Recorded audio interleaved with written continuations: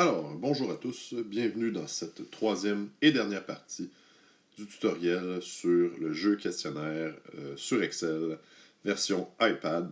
Donc, au moment où on se parle, vous devriez avoir donc complété votre jeu questionnaire. 5 participants devraient avoir répondu aux questions. Donc, les pointages devraient s'être compilés là, automatiquement. Et donc, vous devriez avoir là, les pointages pour les 4 sections ainsi que le pointage total pour 5 participants. Donc, c'est là où on en est rendu. Il nous reste 2 choses à faire pour compléter notre projet. La première, ça va être de déterminer donc la note maximale, la note minimale, ainsi que la moyenne des points de vos participants. Et évidemment, on ne veut pas faire ça à la main, on veut le faire par Excel automatiquement. Donc, je vais vous indiquer comment est-ce qu'on va faire ça. Donc, en dessous des sections des titres de pointage, vous pourrez, là, à cet endroit-là, prévoir de l'espace pour calculer la note maximale, la note minimale, ainsi que la moyenne des points. Donc, ce que je vais faire un peu comme la dernière fois, je vais fusionner et centrer des cellules. Donc, dans Accueil, toujours dans les barres avec les petits points, donc fusionner, centrer.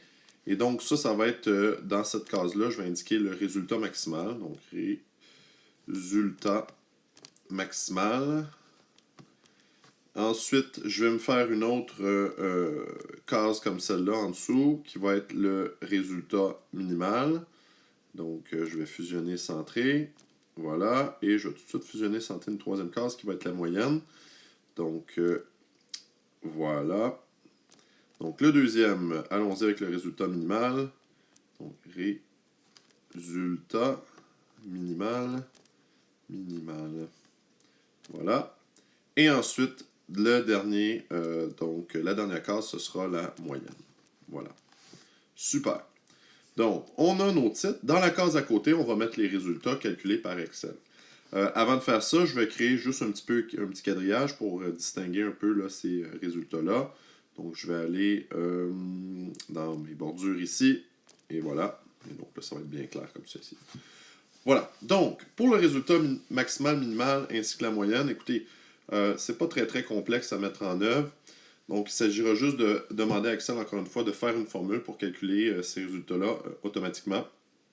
Donc, ce que je vais faire ici, donc, juste à côté du résultat maximal, peut-être que aussi je pourrais aligner à droite pour qu'on puisse bien voir là, les titres. Voilà ici. Donc, le résultat maximal.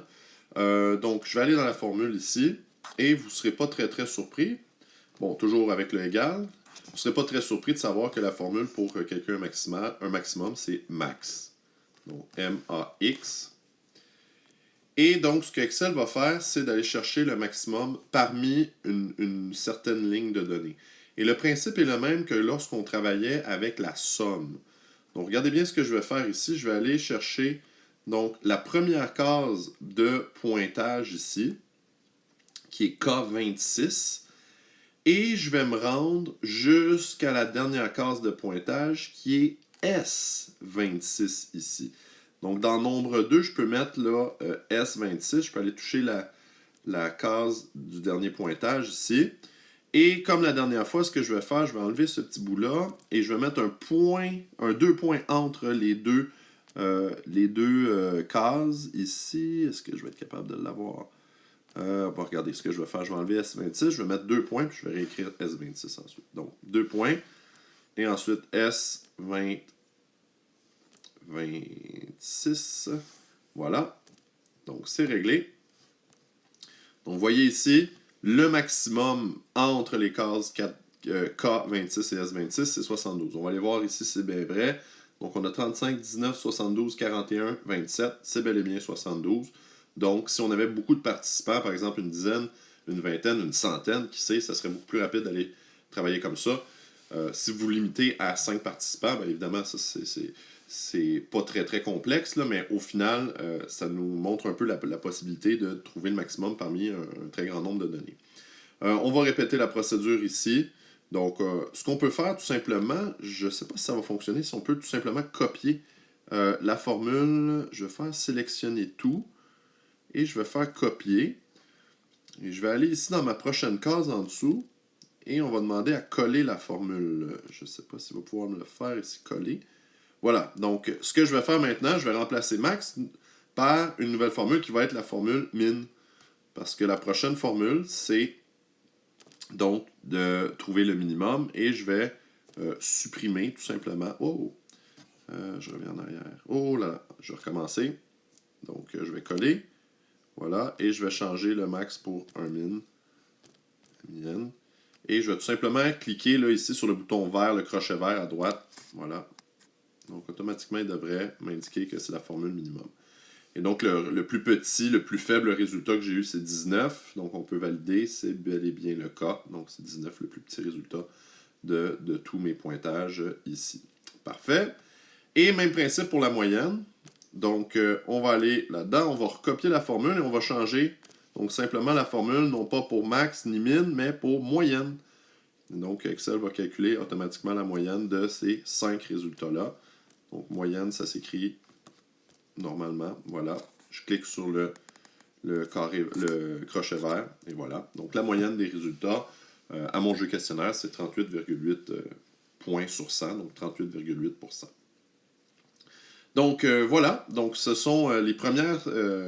la première partie est terminée où il fallait donc calculer les résultats par...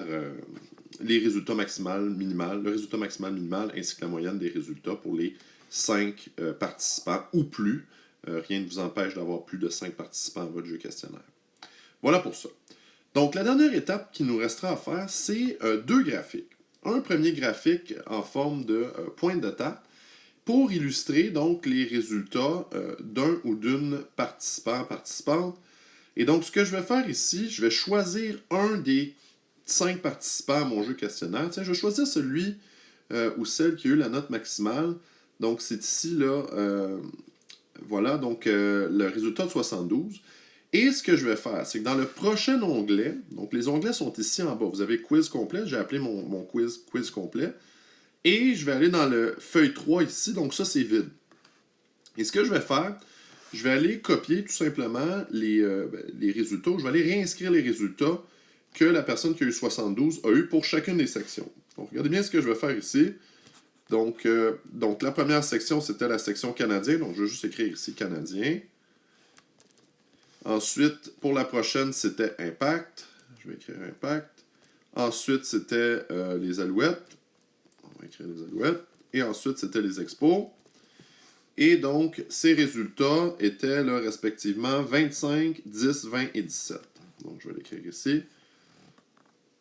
Donc, voilà, je vais revenir ici. 25, attendez un instant, voilà. Donc, 25, 10,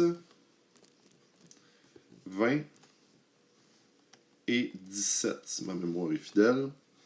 Voilà. Super.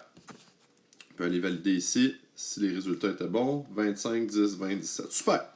Maintenant, donc ce que je vais faire avec ça, c'est que je vais créer un diagramme circulaire pour illustrer, dans le fond, la proportion des points par section. Donc, voir dans quelle proportion la personne a mieux réussi une section ou une autre. Donc, pour insérer un graphique, c'est très, très simple. Donc, je vais tout simplement sélectionner les 2 colonnes avec les résultats. Et ensuite, donc, d'aller dans Insertion, Graphique. Et je vais vouloir donc un graphique par secteur, ici. Et là, vous avez plusieurs options. Tiens, je vais choisir celle qui est en 3D. Ça fait un effet cool. Voilà. Et là, donc, j'ai l'option d'avoir différents éléments. On a un titre, évidemment, ici du graphique. Donc là, ça va être important de changer le titre et de lui donner un titre pertinent. Donc ça, c'était ici les points de Florence. Je ne sais pas si je vais être capable de changer. Voilà, ok, parfait.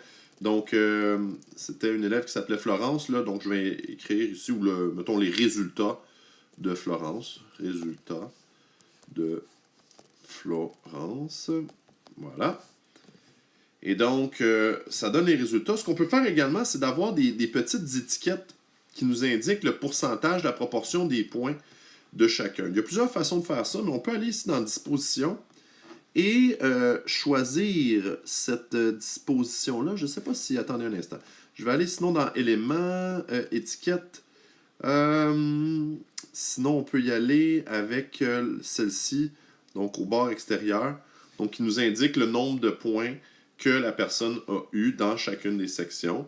Et on a une légende également de couleur qui nous dit, donc voilà, le secteur bleu, c'est les Canadiens, elle a eu 25 points. Le secteur vert, c'est les Alouettes, elle a eu 20 points, et ainsi de suite.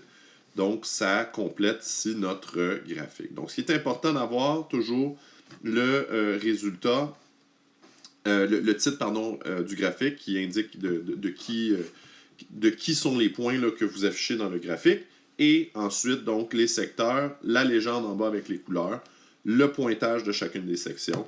Donc, ça vous donne déjà là, un bel aperçu des résultats de la personne ici. Donc, ça, c'est le premier de 2 graphiques à faire. On peut le réduire un petit peu.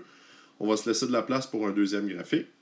Donc, le deuxième graphique, ça va être un diagramme à bande qui illustre les résultats de 5 participants à votre sondage. Donc, ce qu'on va faire ici, c'est qu'on va faire un peu la même chose que tantôt. On va indiquer dans une colonne ainsi que dans la colonne suivante, donc le nom de la personne ainsi que le résultat qu'il ou elle a eu. Donc, ce qu'on peut faire, c'est juste manuellement là, indiquer les points et les résultats. Donc, je vais indiquer les noms des personnes ici.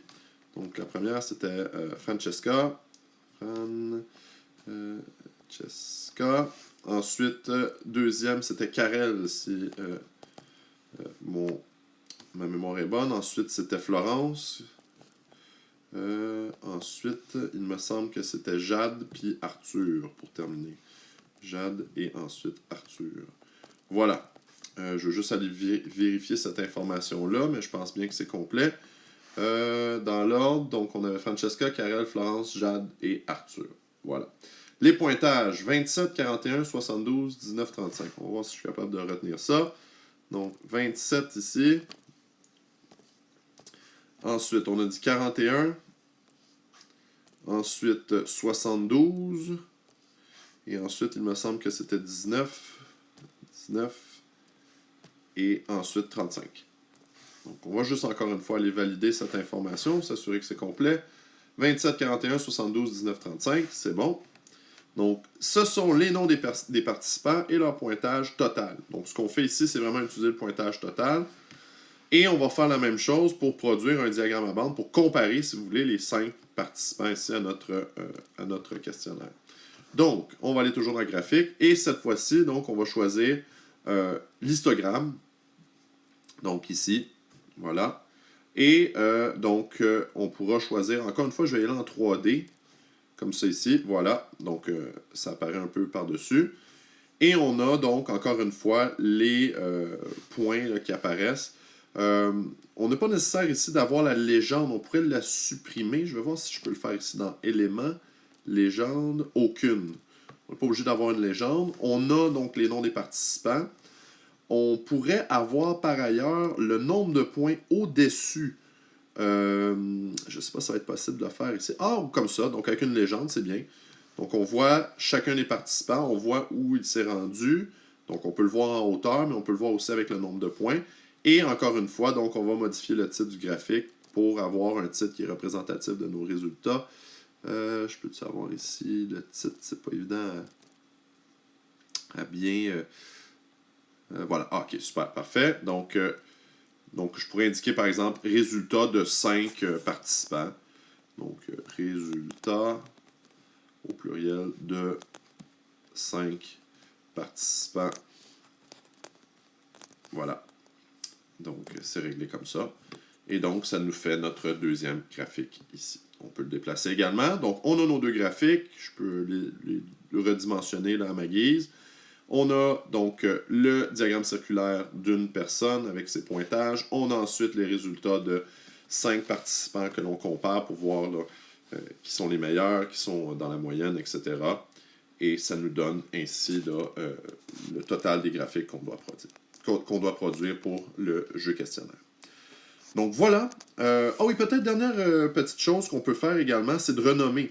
Donc, de vous faire un onglet quiz et de vous faire également un onglet donc où on renomme là, ça pour, par exemple, les graphiques. Donc, ça sera notre onglet graphique ici. Voilà, donc vous voyez, j'ai l'onglet quiz complet, j'ai l'onglet graphique. Et donc, ce sont les deux onglets où je peux voir donc, les questions avec les réponses ainsi que les graphiques pour analyser les résultats. Donc, ceci conclut notre série de tutoriels sur le jeu questionnaire à faire sur Excel. Donc voilà, je vous souhaite bonne chance avec tout ça et évidemment, je serai disponible en classe pour répondre à toutes vos questions sur le sujet.